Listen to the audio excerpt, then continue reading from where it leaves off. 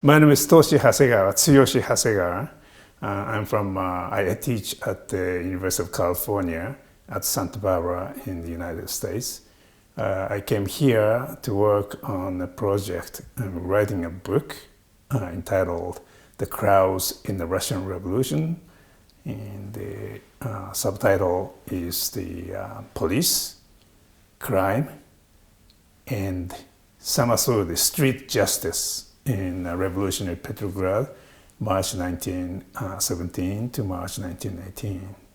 So this is the project, the change in revolutionary Petrograd from the fall of the Tsarist regime until the consolidation of Bolshevik regime within 1 year.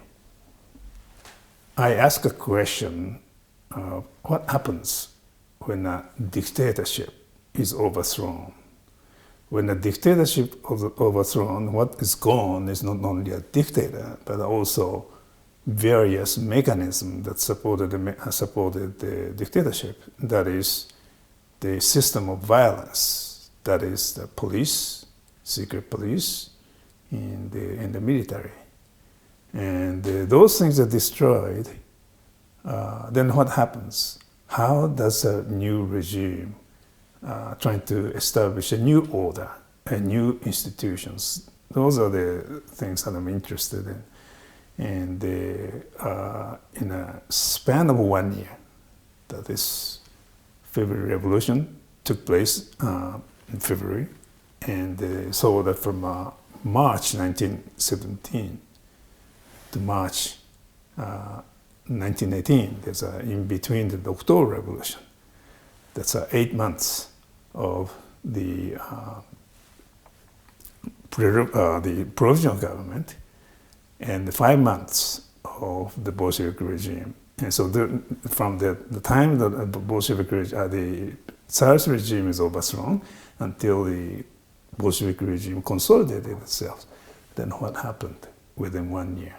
So that's what I'm interested in. So this is, and so that this would serve as a sort of a case study for comparative purposes, that you can compare what happened in Petrograd 1917 with Cairo, Baghdad, and Tripoli. That's happening in the contemporary world. So this is the first aspect. The second aspect is a traditional approach to social history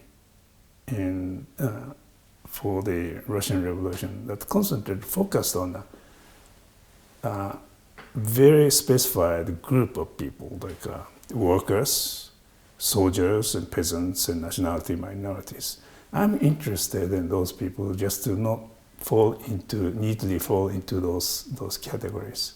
Workers are not merely industrial workers, but also there are a whole bunch of workers working in the city of Petrograd. The artisans and restaurant workers and maids and the porters and those people. I'm really interested in ordinary people. How those people who did not fall into certain categories that the social historians examined, how those people acted, behaved, thought, and how their consciousness changed in the span of 1 year. This is what I'm interested in. When I started working on it, what is the best way to approach this problem? And I started reading so-called boulevard papers that historians pay little attention to previously, and their wealth of information on life of Petrograd. And then from there that I realized that what really concerned most about those people are the crime, the emerging crime, how to protect themselves, protect their property, protect their lives. And what happened to police? And so this is the origin of my work, police and crime. And then when the crimes emerged and the police is not effective, and the people in the streets and squares and markets took the justice into their hands and just beat them up, kill them on the spots. And those are the sort of, this is the reality of Petrograd and the 1917 revolutionary. Okay, the question arises then why that sudden exponential rise of crime?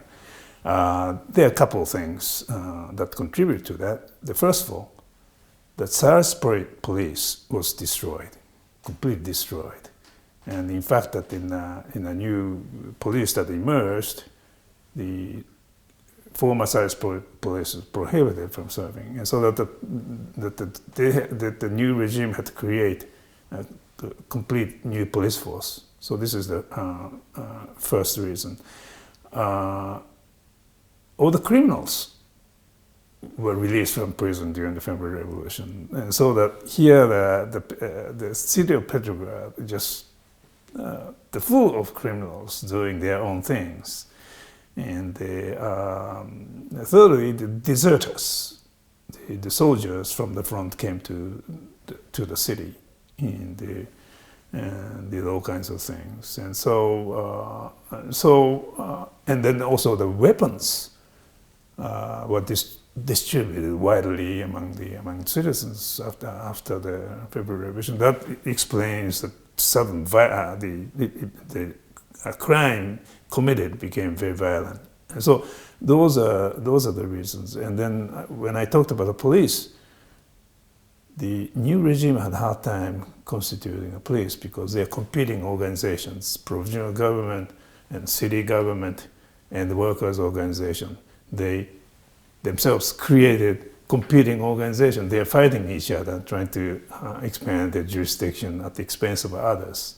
And so that diminished the effectiveness of the police, and to the extent that the city police that was created by the city government became so ineffective that people did not trust. In fact, that people thought that the city police is a danger to security. And so that explains that the exponential sort of rise of crime. And then in that kind of situation, then the people say, well, the police is not effective. We have to catch the criminals and then punish them in the streets. I'm spending this time just trying to complete my book. I have written a couple of chapters, but I'm working on the last chapter, on most difficult chapter to write, and then I'm spending the months just trying to complete that chapter. But the Bellagio Center is just wonderful. Wonderful in the sense that it's a working environment. Nobody bothers your telephone and removed from reality. And then here that surrounded by this wonderful nature, lake and trees and serenity. And walk in the woods and thinking about my project, and then also walking in the woods, that you are bound to think that those are the paths just walked with the predecessors, so the great philosophers and historians and thinkers and artists walked on the same path and thinking about great things. And of course those things are bound to really inspire you. All those inspiration, this is really wonderful, wonderful experience.